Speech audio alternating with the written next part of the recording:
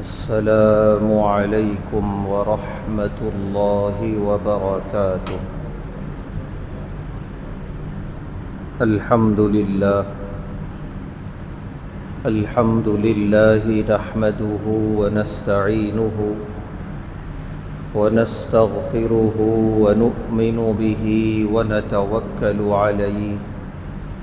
ونعوذ باللہ من شرور انفسنا ومن سیئات اعمالنا من يهده اللہ فلا مضل له ومن يضلله فلا هادی له ونشهد أن لا إله إلا الله وحده لا شريك له ونشهد أن سيدنا ونبينا وحبيبنا ومولانا محمدا عبده ورسوله أما بعد قال الله تبارك وتعالى في القرآن الكريم اعوذ باللہ من الشیطان الرجیم بسم اللہ الرحمن الرحیم ومن يبتغ غیر الاسلام دینا فلن يقبل منه وهو في الآخرة من الخاسرین صدق اللہ العظیم۔ ہر طرح کی تعریف اور حمد و ثنا اللہ بزرگ و برتر کے لائق ہے، جس کا کوئی شریک نہیں، جس کا کوئی ساجھی اور ہمسر نہیں، جو ہمیشہ سے ہے اور ہمیشہ رہے گا۔ بے شمار درود و سلام نازل ہوں اللہ کے آخری پیغمبر جناب محمد الرسول اللہ صلی اللہ علیہ وسلم پر اور آپ کے تمام اصحاب اور اہل بیت پر۔ محترم حضرات، ہم لوگوں کو اللہ تعالی نے صاحب ایمان بنایا، ایمان اور اسلام کی عظیم دولت سے اللہ نے سرفراز فرمایا۔ یہ دولت اتنی بڑی ہے کہ اس کا نہ کوئی بدل ہے اور نہ کوئی اس کا مثل ہے، اور یہ دولت ایمان و اسلام کی جتنی بڑی ہے اتنی ہی ضروری ہے۔ ایمان کے بغیر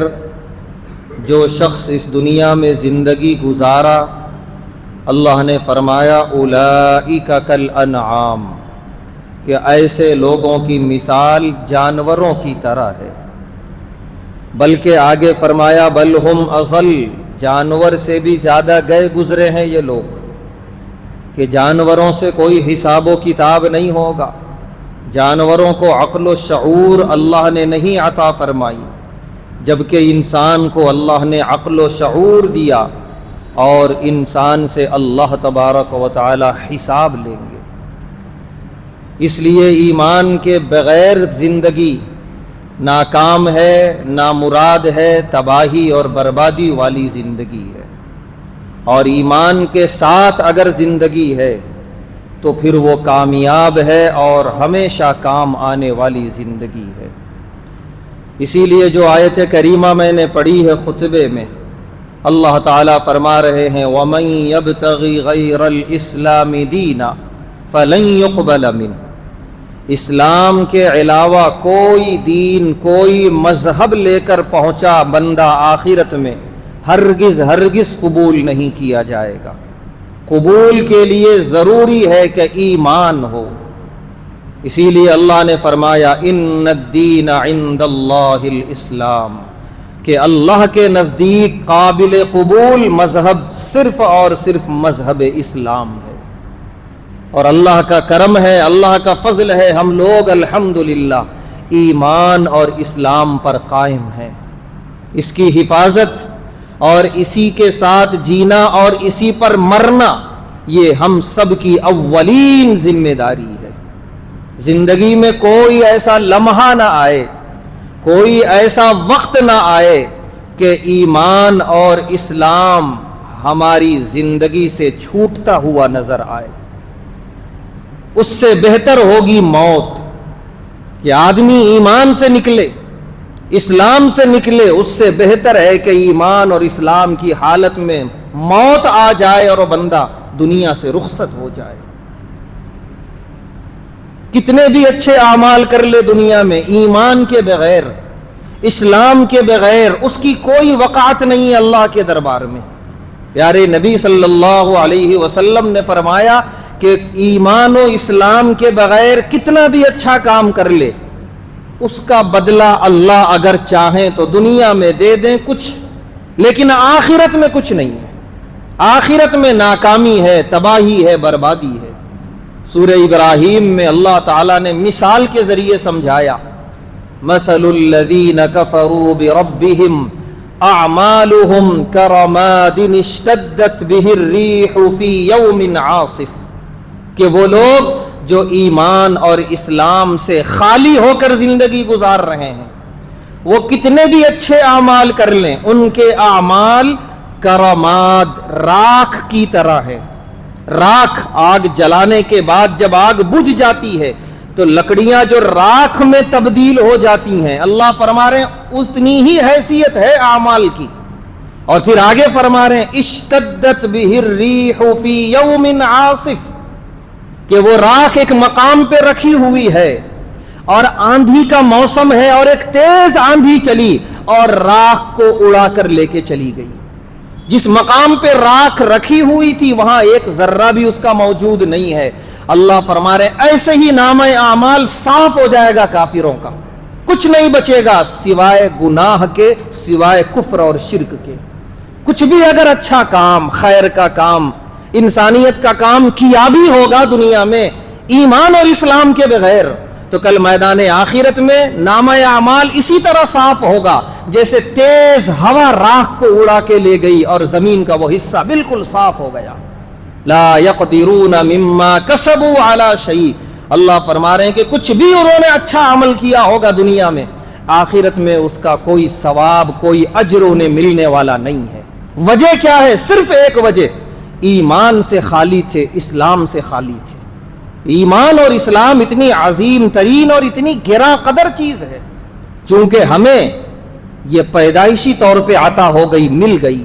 اسی لیے شاید ہمیں اس کی اتنی عظمت کا احساس نہ ہو، لیکن ہم پوچھیں ان صحابہ کرام سے، ان اولیاء سے، ان اللہ کے نیک بندوں سے کہ جنہوں نے آنکھیں کھولی تھی کفر کے گھرانے میں، شرک کے گھرانے میں، بعد میں انہوں نے ایمان قبول کیا اور ایمان قبول کر کے پورے معاشرے سے جنگ کی انہوں نے، اور زندگی میں پیش آنے والے ہر حالات کا سامنا کیا۔ انہیں معلوم ہے ایمان کس نعمت کا نام ہے، اسلام کس عظیم نعمت کا نام ہے، اسی لیے وہ لوگ مر جانا گوارا کرتے تھے، لیکن ایمان و اسلام پر 1 روپے کا سودا کرنا گوارا نہیں کرتے تھے۔ اسی لیے پیارے نبی صلی اللہ علیہ وسلم نے تربیت فرماتے ہوئے ارشاد فرمایا، صحابہ کرام سے مشکات شریف کی حدیث ہے کہ ایک تیز آگ لگی ہو، پوری شدت کی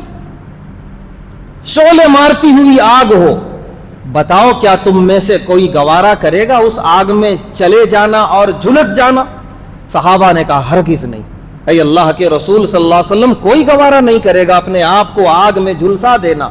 پیارے نبی صلی اللہ علیہ وسلم نے فرمایا اس سے زیادہ سخت ناگواری ہونی چاہیے کوئی کفریہ یا شرکیہ جملہ زبان پر لانے پر، تب جا کے تمہارا ایمان مکمل ہے۔ تو پیارے نبی صلی اللہ علیہ وسلم تربیت فرما رہے ہیں۔ وجہ یہ ہے کہ یہ دنیا کی آگ ہے، کفر اور شرک لے کر بندہ اللہ کے دربار میں پہنچا تو جہنم کی آگ ہے جو دنیا سے کم 70 گنا زیادہ ہے، اور وہ ہمیشہ ہمیشہ جلنا ہے۔ اس آگ کی صفت اللہ نے سورہ ہمزہ میں یہ بیان فرمائی کہ وہ آگ صرف جلائے گی نہیں، جہنم کی آگ اتنی طاقتور ہوگی کہ وہ ہڈیوں کو توڑ دے گی۔ جب جہنمیوں کو جہنم میں ڈالا جائے گا، پھسلیوں کی ہڈیوں کو توڑتے ہوئے، التی تطلع علی الافئدہ، دلوں پہ جا کے حملہ کرے گی وہ آگ۔ ہم اس کا تصور دنیا میں نہیں کر سکتے، دنیا میں اتنی شدت کی آگ نہ لگی ہے نہ لگائی جا سکتی ہے۔ ایسی سخت ترین آگ میں ڈالا جائے گا اگر بندہ ایمان سے خالی ہو کے آیا ہے، کفر اور شرک لے کر آیا ہے تو۔ اس لیے اس دنیا میں ہم کو جو ایمان کی دولت ملی ہے، اسلام کی دولت ملی ہے، پیدائشی طور پہ ملی ہے اللہ کے فضل و کرم سے، ہمیں کوئی حالات کا سامنا نہیں کرنا پڑا اسے اپنانے اور قبول کرنے کے لیے، زمانے سے لڑنا نہیں پڑا ہمیں، اسی لیے ہمیں اس کا احساس نہیں ہے، لیکن ہمیں اس کی عظمت کو سمجھنا چاہیے، اس کی اہمیت کو سمجھنا چاہیے۔ پیارے نبی صلی اللہ علیہ وسلم نے فرمایا، مشکات شریف کی حدیث ہے کہ ایک زمانہ آئے گا ایمان پر قائم رہنا اتنا ہی مشکل ہوگا جیسے آگ کے انگارے کو اپنے ہاتھ میں لینا۔ یقیناً اس زمانے میں ہم لوگ داخل ہو چکے ہیں، چاروں طرف جتنے فتنے ہیں سارے فتنوں کا ایک ہی مقصد ہے، مسلمانوں کے ایمان کو کمزور کرو، اسلام کو کمزور کرو، ان کے دلوں میں شکوک اور وسوسے پیدا کرو ایمان کے تعلق سے، اور اس کے لیے سب سے زہریلا ہتھیار استعمال کیا ہے دشمنوں نے، سوشل میڈیا، کہ ہر وہ مواد، ہر وہ چیز جس میں ذرا اسلام کے خلاف کوئی چیز نظر آتی ہے اس کو اتنا بڑا بنا کر پیش کرتے ہیں۔ ایک مقصد تو یہ ہوتا ہے اسلام کو بدنام کیا جائے، دوسرا مقصد خود مسلم نوجوانوں کے دلوں میں اپنے مذہب کے تعلق سے شکوک و شبہات پیدا کیے جائیں۔ چنانچہ اسی کے تحت ایکس مسلم کا ایک فتنہ برپا کیا، حالانکہ وہ ایکس مسلم نام کے جنہیں میڈیا میں بٹھایا گیا، جب ان سے تنہائی میں بات کی گئی، ان سے سوالات کیے گئے تو پتا چلا کہ یہ کبھی مسلمان تھا ہی نہیں، نہ سورہ فاتحہ یاد، نہ کلمہ یاد، لیکن بتایا یہ گیا اسکرین پر کہ یہ کبھی مسلمان تھے، لیکن اسلام سے ناخوش ہو کر اسلام کو انہوں نے نعوذ باللہ چھوڑ دیا، اور طرح طرح کے ان کے اعتراضات اسکرین پر بتائے گئے، دکھائے گئے، تاکہ مسلم نوجوان دیکھ کر سن کر اپنے ہی مذہب کے تعلق سے احساس کمتری کا شکار ہو جائے۔ یہ ایک فتنہ بدترین طریقے سے پھیلا اور پورے طریقے سے یہ پھیلایا جا رہا ہے۔ اس وقت اسلام اور ایمان کے خلاف جو سازشیں رچی جا رہی ہیں، ہر وہ شخص چاہے وہ اپنی ذات کے اعتبار سے کتنا بھی برا ہو، کتنا بھی خراب ہو، اگر وہ اسلام کے خلاف بول رہا ہے تو ان کا منظور نظر ہے، اب اس کا استقبال بھی ہے، اب اس کے لیے سارے حفاظتی دستے بھی ہیں، اور اس کو بولنے کی پوری آزادی ہے، اور اس کی ہر بات دنیا کے کونے کونے تک پہنچانے کے لیے ذرائع ابلاغ کا مکمل استعمال کیا جا رہا ہے۔ وجہ کیا ہے؟ اسلام کے خلاف بول رہا ہے، ایمان کے خلاف بول رہا ہے۔ اس وقت سارے فتنوں کا مقصد اور نشانہ صرف اور صرف اسلام اور ایمان ہے،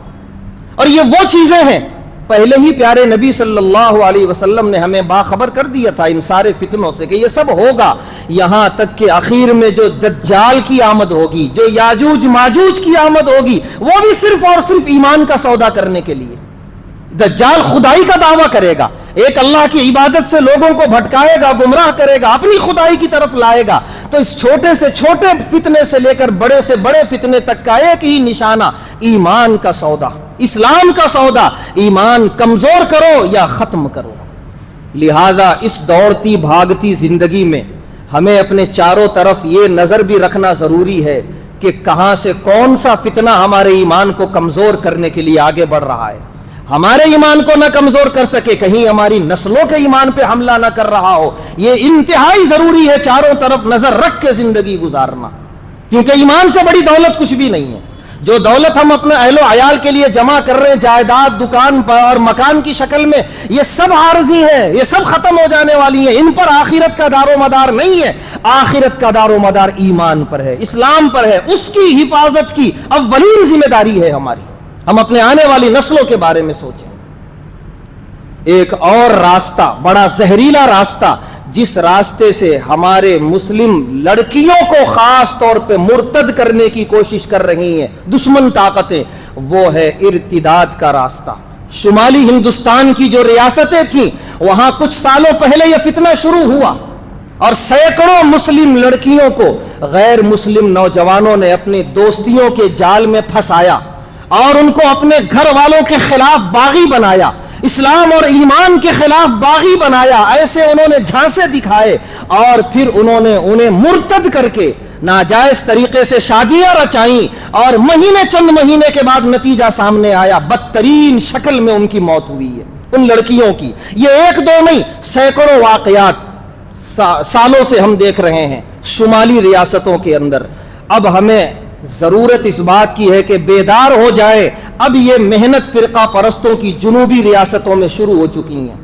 اور بڑی مضبوط طریقے سے وہ یہ کام کر رہے ہیں، خاموشی کے ساتھ، کانوں کان کسی کو احساس نہ ہو، ہم سب اپنے کاروبار میں، اپنے کام کاج میں، اپنی عبادتوں میں مصروف ہیں، اور دشمن اپنا کام بڑی خاموشی سے اور بڑی مضبوطی سے کر رہا ہے۔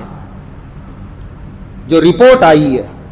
میرج رجسٹریشن آفس سے اور جو اخبارات کی خبر بنی ہے، یہ ہم سب کو چونکا دینے والی ہے۔ حیدرآباد و سکندرآباد میں 1 جولائی سے لے کے 10 اگست تک صرف 40 دن میں 50 مسلم لڑکیاں غیر مسلموں کے ساتھ شادیاں رچا چکی ہیں۔ 50 مسلم لڑکیاں۔ کیا یہ وقت ہے کہ ہم ابھی کھانے پینے میں مصروف رہیں؟ ہم صرف اپنے کاروبار کی ترقی پر دھیان دیں؟ ہم کیا سمجھ رہے ہیں کہ یہ آنچ ابھی صرف ان محلوں میں ہے جن محلوں میں مسجدوں کی کمی ہے، جو پاش علاقے سمجھے جاتے ہیں؟ نہیں، آس پڑوس کے محلوں تک کے یہ واقعات ہیں۔ جن گھروں کے لوگ حج کیے ہوئے ہیں، نمازوں کی صفوں میں نظر آتے ہیں، ان گھروں کے یہ واقعات ہیں۔ ان گھروں کی لڑکیاں باقاعدہ شادیاں رچا رہی ہیں غیر مسلموں کے ساتھ۔ صرف 40 دن کے اندر 50 واقعات۔ اس کا مطلب وہ ٹولہ ادھر سرگرم ہو چکا ہے جنوبی ریاستوں میں، اور نتیجہ وہی ہوگا، کان کھول کے سن لیں، بدترین طریقے سے موت، کہ نہ ہم کام آ سکیں گے ان لڑکیوں کے موت کے وقت، نہ قانون کام آ سکے گا، بے یارو مددگار ماری جائیں گی، نہ دنیا کی رہی نہ آخرت کی، خسرت دنیا والآخرہ۔ یہ آنکھوں سے ہم نے شمالی ریاستوں میں دیکھا ہے، ہم سب نے دیکھا ہے، اخبارات کی خبروں میں ہم نے پڑھا ہوگا، لیکن اب یہ آنچ ہمارے گھر کی دہلیز تک آ رہی ہے۔ اسی لیے جاگنے کی ضرورت ہے، بیدار ہونے کی ضرورت ہے، اور بہت زیادہ اپنے آپ پہ نظر ثانی کرنے کی ضرورت ہے کہ گھر کے اندر سب سے پہلے اسلامی ماحول بنائیں۔ وہ سب کام اپنی جگہ ہیں، ان سب کاموں کے ساتھ اولین ذمہ داری یہ ہے گھروں کے اندر اسلامی ماحول ہو۔ اگر اسلامی تربیت مل گئی نوجوان لڑکوں اور لڑکیوں کو، تو یہ وہ ٹھوس بنیاد ہے کہ دنیا کے کسی بھی کونے میں رہیں، ایمان کا سودا انشاءاللہ کوئی نہیں کر سکے گا۔ تو سب سے مضبوط کام گھر کے اندر سے شروع ہوتا ہے۔ گھر کے بڑوں کی ذمہ داری ہے، والدین کی ذمہ داری ہے، سب سے پہلے اسلامی تربیت سے انہیں آراستہ کریں۔ پیارے نبی صلی اللہ علیہ وسلم نے جو تربیت فرمائی ہے ایمان اور اسلام کی حفاظت کی، اس طریقے سے ان احادیث کی روشنی میں گھروں کے اندر اس کا ماحول بنائیں۔ اور دوسری بڑی ذمہ داری یہ ہے، مخلوط نظام تعلیم سے اپنی بچیوں کو خدا کے واسطے بچائیں۔ ہو سکتا ہے کہ جہاں مخلوط نظام تعلیم نہیں ہے، جہاں لڑکیوں کے لیے علیحدہ پردے کا انتظام ہے، ہو سکتا ہے وہ تعلیم گاہیں بہت اعلیٰ نہ ہوں، کوئی بات نہیں ہے۔ اتنی اعلیٰ تعلیم حاصل کر کے لڑکیوں کو کرنا کیا ہے؟ اصل تو گھر کی ذمہ داری ادا کرنا ہے، اپنے شوہر اور اپنے آنے والی نسل کی اسلامی تربیت کرنا ہے۔ اس میں اگر ماہر ہو گئی وہ لڑکی تو بس ہمیں کافی ہے، چاہے بہت اعلیٰ درجے کی تعلیم گاہ کی ڈگری اس کے پاس نہ ہو، یہ اسلامی ڈگری سب سے بڑی ڈگری ہے اس کے لیے۔ تو اسی لیے مخلوط نظام تعلیم سے بچانے کی پوری کوشش کریں۔ بہت ساری مسلم لڑکیاں جاب کرتی ہیں، ملازمت کرتی ہیں۔ پہلی بات تو یہ ہے کہ اسلام نے عورتوں پر یہ ذمہ داری دی ہی نہیں ہے ملازمت کی۔ یہ تو اسلام کا احسان ہے عورت پہ کہ تم گھر کی ملکہ ہو، تم بیٹھ کے کھاؤ، تم بیٹی ہو تمہیں باپ کھلائے گا، تم بہن ہو تو بھائی کھلائے گا، تم کسی کی زوجہ ہو تو شوہر پہ پوری ذمہ داری ہے کھلانے کی، تم ماں بنی ہو اولاد تمہاری جو ہے دیکھ بھال کرے گی، کھلائے گی۔ یعنی پیدائش سے لے کے دنیا سے جانے تک کہیں بھی اسلام نے عورت پر کمانے کی اور گھر کی ذمہ داری رکھی ہی نہیں ہے، سب کچھ مردوں پر ہے، تمہارا کام صرف بیٹھ کے کھانا ہے۔ لیکن پھر بھی کسی گھر میں کوئی مجبوری، کوئی بیوہ خاتون کسی مجبوری کی وجہ سے گھر سے نکلنا پڑ رہا ہے ملازمت کے لیے، تو پھر مخلوط ملازمت کے مقام پہ ملازمت نہ کریں، اپنے آپ کو بچائیں۔ ایسی جگہ بھی دشمنان نے اپنے نوجوانوں کو پھیلا دیا ہے، فرقہ پرست طاقتوں نے، کہ ملازمت کے مقام پہ ان سے دوستیاں کرو، دوستیاں بڑھاؤ، یہاں تک کہ انہیں اپنے مذہب کا باغی بناؤ، اپنے نکاح اپنی شادی میں لے آؤ، اور پھر اس کے بعد انجام وہی ہے، بدترین طریقے سے اور پراسرار طریقے سے موت۔ اور اس کے آگے کی ذمہ داری یہ بھی ہے احادیث کی روشنی میں کہ گھر کے اندر وقت پر نکاح کا ماحول بنائیں، خواہ مخواہ نکاح میں تاخیر نہ ہو، اچھے سے اچھا رشتہ تلاش کرنے میں 1 سال 2 سال 3 سال سالوں نکل رہے ہیں، جتنی تاخیر ہوگی نکاح میں اتنا شیطان فتنوں کے دروازے کھولے گا۔ تو پیارے نبی صلی اللہ علیہ وسلم نے فرمایا کہ نکاح کی عمر کو پہنچ جائے اولاد، چاہے وہ لڑکا ہو یا لڑکی ہو، دینداری دیکھ کر کوئی رشتہ فوراً جو ہے قبول کرو اور رشتہ ازدواج میں باندھ دو، تاکہ پھر فتنے کا دروازہ بند ہو جائے، شیطان کو موقع نہ ملے۔ اور چوتھی بڑی ذمہ داری جو خود پیارے نبی صلی اللہ علیہ وسلم نے ارشاد فرمائی وہ یہ کہ نکاح کو آسان کرو، نکاح کا مشکل کر دینا یہ بھی غریب ماں باپ کی غریب لڑکیوں کو غلط راستے پر قدم ڈالنے پہ مجبور کر رہا ہے۔ باقاعدہ تحقیق میں یہ بات بھی سامنے آئی ہے کہ بعض لڑکیوں کو یہ کہہ کر فرقہ پرست نوجوانوں نے اپنی طرف کھینچا کہ تم اگر اپنے ماں باپ کی مرضی کے مطابق جاؤ گی، اپنے معاشرے کے مرضی کے مطابق جاؤ گی، وہاں لاکھوں روپے کا خرچہ ہے، وہ تم سوچ لو تم کہاں سے لاؤ گی، وہ خرچہ تمہارے ماں باپ کہاں سے لائیں گے، ایک بہت بڑا بوجھ، سودی قرضوں میں مبتلا ہوگا تمہارا خاندان، جبکہ ہماری طرف آ جاؤ 1 روپے کا بھی خرچہ نہیں ہے۔ یقیناً یہ غربت بھی بہت کچھ کرا دیتی ہے انسان کو، تو ایسے میں ان لڑکیوں کا غلط قدم اٹھانا شیطان آسان بنا دیتا ہے، جبکہ ہم نے نکاح کو مشکل کر دیا ہو، خرچیلا کر دیا ہو، مہنگا کر دیا ہو۔ یقیناً یہ جو ایک ماحول بن رہا ہے اور فرقہ پرست نوجوان ایک اپنی سازش میں بہت حد تک آگے نکل رہے ہیں، اس میں بہت حد تک قصور ہمارا بھی ہے۔ ہم جو یہ مہنگی شادیاں،